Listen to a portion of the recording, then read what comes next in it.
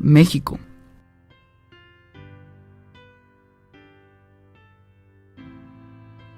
Es difícil imaginar que las posibilidades de hoy en día en un pasado eran nulas.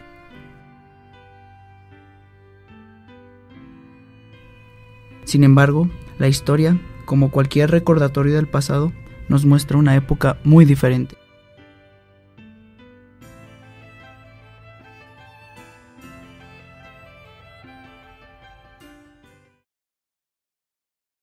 A finales del siglo XIX, el 27 de septiembre de 1821, el Ejército de las Tres Garantías entró triunfalmente en la Ciudad de México.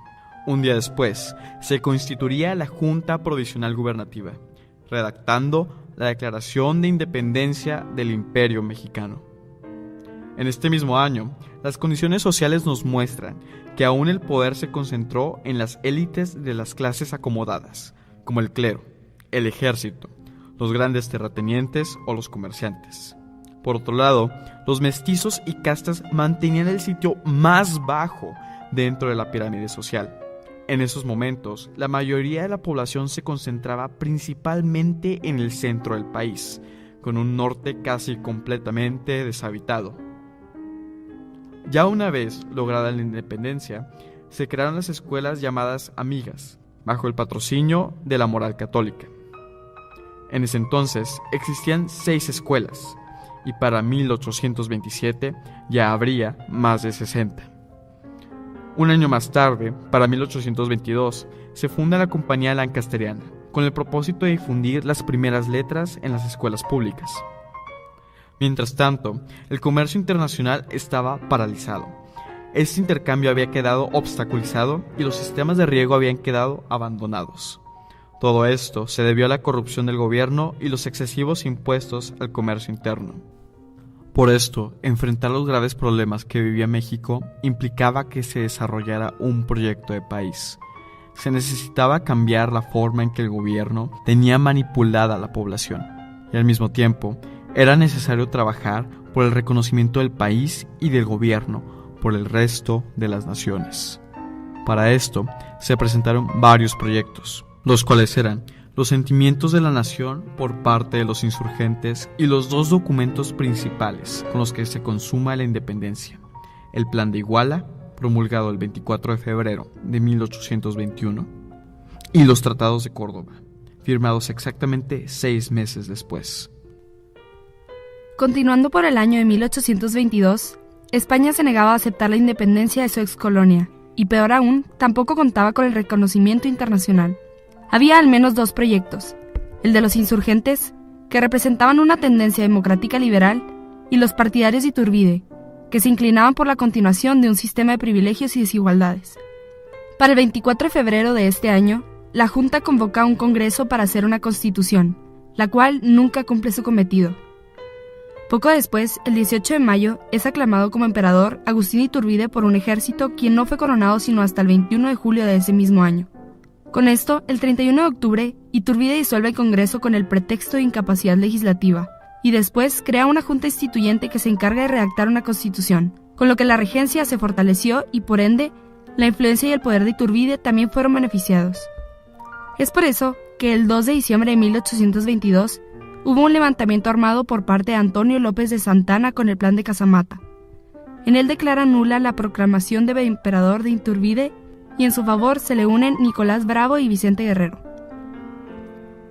El 19 de marzo, Iturbide abdica al trono, y el Congreso lo declara como un gobierno ilegítimo. Por lo tanto, Iturbide es desterrado y el 30 de mayo de 1822, el Poder Ejecutivo estuvo a cargo de un triunvirato encabezado por Guadalupe Victoria, Nicolás Bravo y Pedro Celestino Negrete, quienes habrían de convocar a un Congreso Constituyente para establecer las bases jurídicas del nuevo Estado mexicano.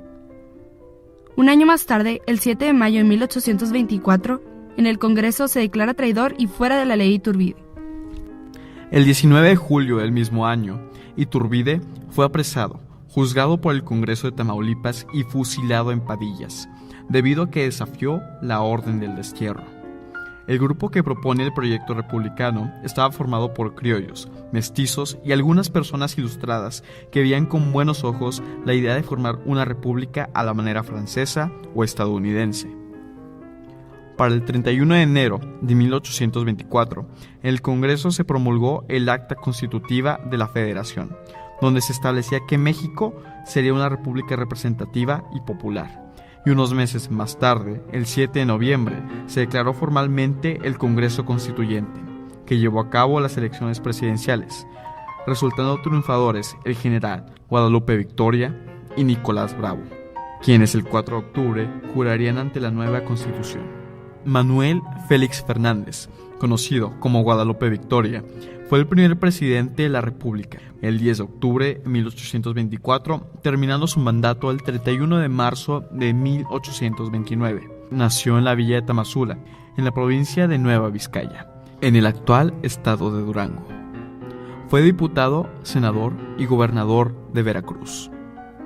Las prioridades de este gobierno eran el reconocimiento de México por otras naciones, estabilidad a su gobierno, reactivar la economía con la ayuda de Gran Bretaña para estrechar los lazos comerciales y solicitar financiamiento de 32 millones de pesos. Bajo la presidencia de Guadalupe Victoria, se capituló la última resistencia española atrincherada en el fuerte de San Juan de Ulúa en Veracruz. Así, el 18 de noviembre de 1825 fue abandonado por la última guarnición española, y de esta manera terminó la lucha militar con España. Luego de esto, surgió una nueva confrontación para decidir la forma de gobierno, si sería república federalista o centralista. La francmasonería se estableció en México desde el siglo XVIII. Existían dos tipos de masonería: el rito escocés, que defendía las ideas conservadoras. Estaba conformado por propietarios, comerciantes, alta jerarquía católica y los altos mandos militares. El ritual yorquino, apoyado por el estadounidense Joel Poinsett a partir de julio de 1825, se basaba en ideas estadounidenses y fomentaban una idea antihispanista propuesta por el presidente estadounidense James Monroe: América para los americanos, mejor conocida como la Doctrina Monroe. Así aparecían los partidos conservador y liberal, de tendencia centralista y federalista.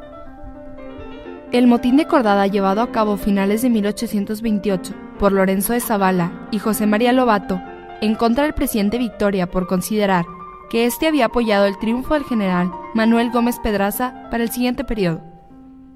Los enfrentamientos entre las logias harían que hasta el vicepresidente Nicolás Bravo, representante de la logia escocesa, contraria a la del presidente que era yorquina, se levantara en contra del gobierno. El presidente Victoria nombró a Vicente Guerrero para combatirlo. Bravo fue derrotado y hecho prisionero en Tenancingo. El Tribunal Supremo le perdona la vida aceptando el destierro temporal hacia Ecuador y regresa al país en 1829.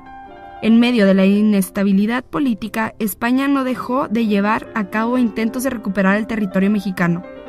Es por eso que en 1827 el Congreso emitiría un decreto para que ningún español peninsular, incluyendo al credo, tuviera puesto alguno en la administración pública hasta que España no reconociera al nuevo gobierno. Una vez terminado su mandato, Guadalupe Victoria se retira por ese momento a la vida privada, y para la clase política se tendría que empezar a tratar de encontrar una forma de gobierno más representativa del naciente país.